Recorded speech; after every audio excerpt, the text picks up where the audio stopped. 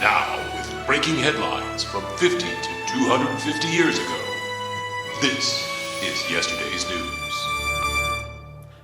Good day, America. How are you? I'm Peyton Dixon with Historic Experience, and this is yesterday's news.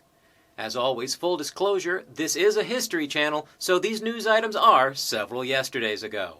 Let's get to yesterday's news for May. 10 Hut, 27 May 1778. The Continental Congress in Philadelphia reorganizes the Continental Army on paper to establish the American Army of the United States.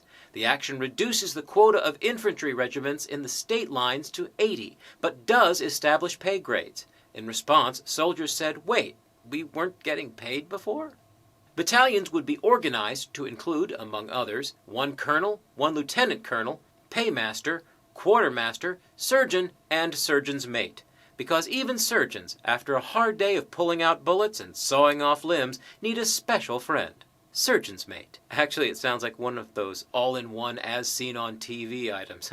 Surgeon's mate. Available at service merchandise and linens and things. On May 17, 1792, 24 merchants and brokers established the New York Stock Exchange, operating under a buttonwood tree on Wall Street.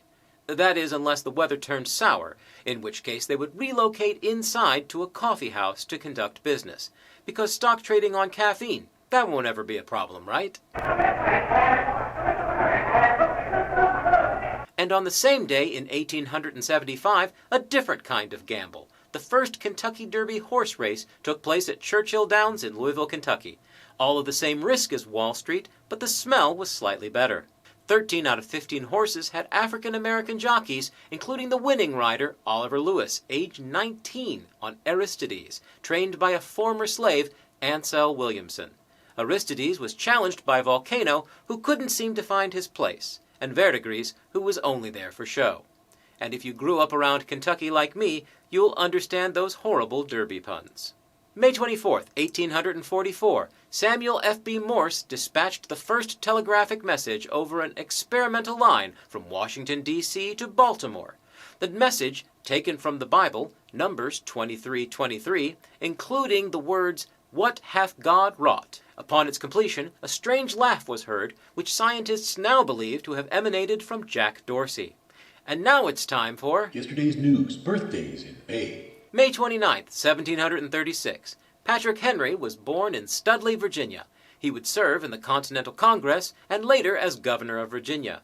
Known for such phrases as "give me liberty" or "give me death" and "I am not a Virginian but an American," Henry was called the Cicero of his age. Said John Adams, "Mr. Henry, I have practiced with Cicero. I knew Cicero. I read Cicero. Congressman, you're no Cicero." Elizabeth Jane Cochran, better known by her pen name, Nellie Bly, was born on May 5, 1864. This pioneer in investigative journalism voluntarily spent 10 days in an asylum to expose conditions there, and took on the fictional Around the World in 80 days, achieving global navigation in 72 days. And when it was reported that a woman did something for less than a man, men got a terrible, terrible idea. The American Red Cross was founded on May 21, 1881 by Clara Barton. The humanitarian aid organization responded to crises including the Spanish-American War, the Johnstown flood, and the Galveston hurricane of 1900. But Barton would be forced out because, you know, it was the Reconstruction era, and she just wasn't being selfish enough. And May 10, 1869, the newly constructed tracks of the Union Pacific and Central Pacific Railways were first linked at Promontory Point, Utah. A golden spike was driven by Leland Stanford, president of the Central Pacific, to celebrate the linkage. It is said that he missed the spike on his first swing, which brought roars of laughter from men who had driven thousands upon thousands of spikes themselves. It soon became clear that the railroad was not the only thing that had been spiked. And that is just some of yesterday's news for May. Until we meet again, I am Peyton Dixon of Historic Experience, reminding you don't repeat history, leave that to the professionals.